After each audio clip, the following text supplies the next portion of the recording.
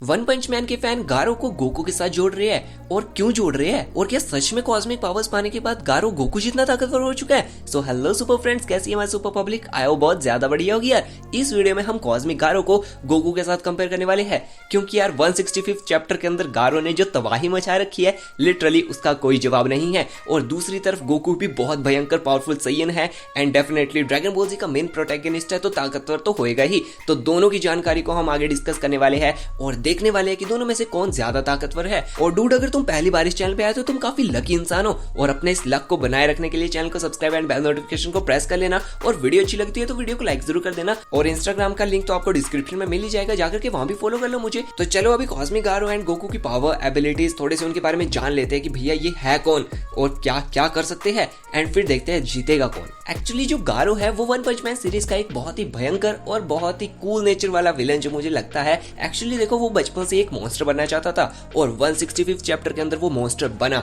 But Saitama के according वो एक सुपर हीरो है, वो विलन नहीं है। और इसी सुपर हीरो ने साइतामा के 165 चैप्टर के अंदर पूरी तरह चीथड़े कर डाले थे। एक्चुअली में 164 चैप्टर के अंदर पहले तो साइतामा ने गारो को एकदम चपाटों में उड़ा दिया था और एकदम उसको बुरी तरह से पेला था, बट 165 चैप्टर के अंदर जब गारो को गॉड की पावर मिल गई, यानी कि उसको कॉस्मिक पावर्स मिल गई, तो गारो भयंकर ताकतवर हो चुका था। उसको यूनिवर्स की हर एक एनर्जी का पता चल चुका था, एनर्जी किस तरह से काम करती है, उसका यूज कैसे करा जाएगा, वो सब का पता अभी गारो को लग चुका था। एंड गारो को अभी अपनी इस पूरी ताकतों में पूरी तरह कंट्रोल भी आ चुका था। एंड डूड, ये सबसे बड़ी चीज होती है किसी भी सुपर हीरो, किसी भी विलन के लिए, जब तुम्हें तुम्हारी ताकत का सारा अंदाजा हो, तुम उस ताकत को कंट्रोल कर सकते हो, तो डूड तुम्हें हराना बहुत ही ज्यादा मुश्किल हो जाएगा। और कॉस्मिक गारो का एक बहुत ही पावरफुल, बहुत ही भयंकर अटैक भी हमें देखने को मिला, जो कि था उसका न्यूक्लियर फ्यूजन या फिर न्यूक्लियर बॉम्ब, जो भी तुम इसे कह सकते हो। भाई इस पिक्चर के अंदर तुम अंदाजा लगा लो कि कितने ज्यादा बॉम्ब्स फूट रहे हैं और ये पावरफुल अटैक कितना ज्यादा डिस्ट्रक्टिव होएगा।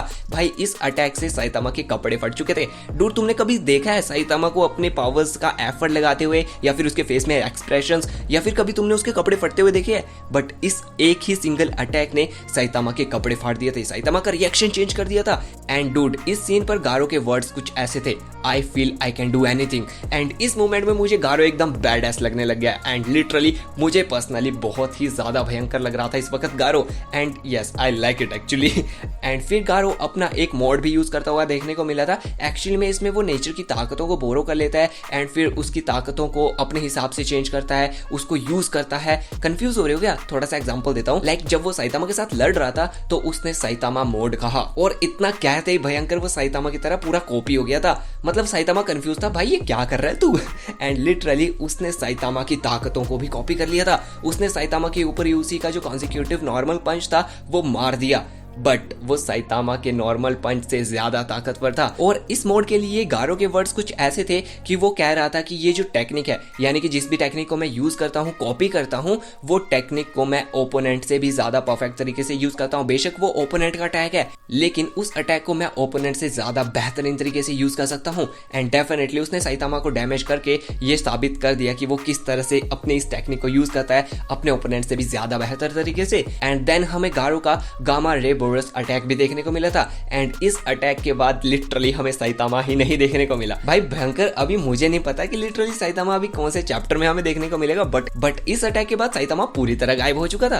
वैसे यार मुझे लगता नहीं है कि साइतामा भागने वालों में से है, बट यस हमें देखने को तो ये मिला था कि साइतामा फिर दिख ही नहीं रहा था। लाइक फिर उसके बाद कॉस्मिक गारो नीचे भी आ गया एंड बाकी हीरोज, बाकी विलन से भी बातें करने लग गया था, बट नहीं, साइतामा नहीं देखने को मिला था हमें। एंड एक्चुअली में जो गारो है वो स्ट्रेंथ में, ड्यूरेबिलिटी में, स्पीड में एंड बाकी किसी भी चीज में, लाइक रिफ्लेक्सेस या फिर एजिलिटी की बात कर लो, उसमें उसने खुद कहा था कि वो साइतामा के लेवल की पावर रखता है अभी। एंड लिटरली पहली बार वैसे ऐसा हुआ है कि लाइक साइतामा को अपनी बैटल में एफर्ट्स लगाने पड़े हैं। तो एक्चुअली में अभी तुम्हें कॉस्मिक गारो की पावर्स का अंदाजा लग ही गया होगा कि वो कितना ताकतवर है। लाइक वो बंदा साइतामा को एफर्ट्स लगाने में मजबूर कर चुका है, तो यस वो बहुत ही ज्यादा ताकतवर है। तो अभी थोड़ा सा गोकू के बारे में भी देख लेते हैं। तो गोकू ड्रैगन बॉल जी का मेन प्रोटैगनिस्ट है एंड सबसे पावरफुल सैयन है। उसकी सबसे बड़ी खासियत ये है कि अगर वो किसी भी बैटल में होता है ना, तो वो अपने ओपोनेंट की पावर्स को ऑब्जर्व करता है, देखता है वो कितना ताकतवर है, फिर उसी के हिसाब से अपने ट्रांसफॉर्मेशन में जाता है एंड अपने ओपोनेंट की बैंड बजा देता है। वैसे उसकी एक खासियत ये भी है कि अगर वो किसी भी बैटल में हारने लगता है ना, तो वो अपने किसी ना किसी नई ट्रांसफॉर्मेशन को अचीव कर लेता है और फिर अपने ओपोनेंट को हरा देता है। लाइक जिरन वाली बैटल में जो सीन हुआ था, उसने MUI को ही अचीव कर लिया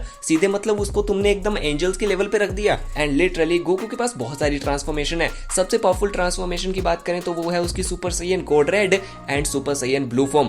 एंड टेक्निक में उसकी MUI एकदम भयंकर लेवल की है एंड MUI एंजल्स की टेक्निक है, और गोकू जब MUI का यूज करता है तो वो एंजल्स के एक लेवल पर चला जाता है। एंड गोकू ने MUI में काफी बड़े बड़े फीट्स भी करके रखे हैं, लाइक उसने मोरो को डिफीट करा है। गोकू ने अपने MUI से मोरो को डिफीट करा है। MUI में गोकू ने अपने 0% स्टैमिना में जिरन को डिफीट करा है, और जिरन अपने यूनिवर्स के गॉड ऑफ डिस्ट्रक्शन से भी ज्यादा ताकतवर था। उसको ऑलरेडी एक बार गॉड ऑफ डिस्ट्रक्शन की सीट ऑफर हो चुकी थी, लेकिन उसने उसको रिजेक्ट कर लिया था एंड लिटरली गोकू ने उसको डिफीट करा है। गोकू स्पीड ऑफ लाइट से मूव कर सकता है भाई, वो आफ्टर इमेजेस क्रिएट कर देता है। तो यार यहाँ पर कॉस्मिक गारो को दिक्कत होगी भाई, भयंकर दिक्कत होगी, क्योंकि भाई स्पीड ऑफ लाइट से एंड आफ्टर इमेजेस क्रिएट कर देना बहुत बड़ी बात होती है। और गोकू की अगर बाकी पावर्स की बात करें तो लाइक उसके जब गोल्ड रेड फॉर्म में जब वो बीरस के साथ फाइट कर रहा था, तो उसके पंचेस इतने ताकतवर थे कि उनके पंचेस के शॉक वेव से यूनिवर्स हिल रहा था। वो लोग अपनी बैटल में सीरियस होकर के पूरे यूनिवर्स को ही डिस्ट्रॉय कर सकते थे, बट उन्होंने ऐसा नहीं किया, क्योंकि उन्हें पता है यूनिवर्स को डिस्ट्रॉय कर देंगे तो फिर कहां जाएंगे।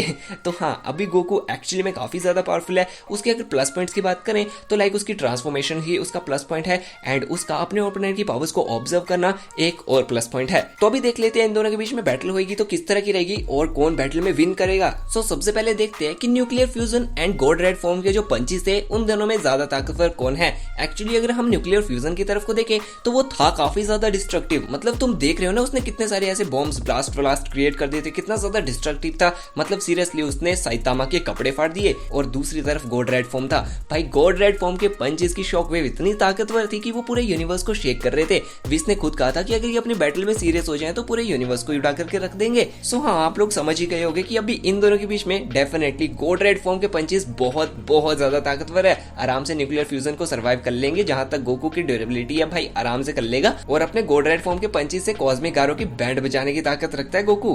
तो अभी बात करते हैं गारो के मोड के बारे में, यानी कि जो गारो का मोड है, जैसे कि उसने साइतामा मोड बोलकर साइतामा को ही कॉपी कर लिया था और उसी की टेक्निक को उससे बेहतर यूज करके उसको बहुत भयंकर डैमेज दिया था। तो यहाँ पर अगर वो गोकू मोड बोले तो वो गोकू को कॉपी करेगा, बिल्कुल कर सकता है वो। इवन गोकू को कॉपी करके वो गोकू की टेक्निक्स को उससे भी बेहतरीन तरीके से इस्तेमाल करके गोकू को भयंकर दिक्कत दे सकता है। जी हाँ, गोकू को एक्चुअली में दिक्कत होगी, क्योंकि देखो अपने इस मोड से वो अपने ओपोनेंट की टेक्निक्स को उससे भी बेहतरीन तरीके से यूज करता है। और हाँ, गोकू की हर एक ट्रांसफॉर्मेशन को भी वो यूज कर सकता है एंड गोकू की हर एक टेक्निक को उससे बेहतरीन तरीके से उसके ऊपर मार के उसको बहुत भयंकर लेवल का डैमेज देगा।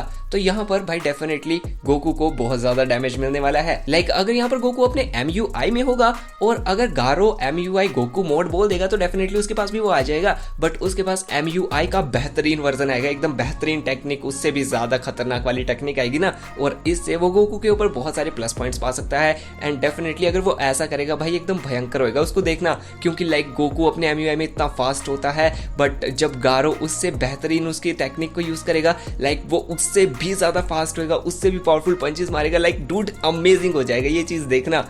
और अभी क्वेश्चन आता है कि बैटल में विन कौन करेगा। भाई ये बताना बहुत ज्यादा डिफिकल्ट है, क्योंकि गारो के पास प्लस पॉइंट है उसके मोड का, और फिर गोकू के पास तो बचता ही कुछ नहीं है, क्योंकि सारी चीज तो गारो ले गया है, वो भी उससे बेहतरीन तरीके से। बट यहाँ पर बचते हैं फिर MUI की मिस्टिकल पावर्स। लाइक हमने देखा था गोकू जब मोरो के साथ फाइट कर रहा था, तो उसको एंड में हराते टाइम गोकू ने एकदम ऐसे मिस्टिकल तरीके से अपना एक बहुत बड़ा जाइंट क्लोन क्रिएट कर दिया था, जिसने सिर्फ एक ही पंच से मोरो को डिफीट कर दिया था।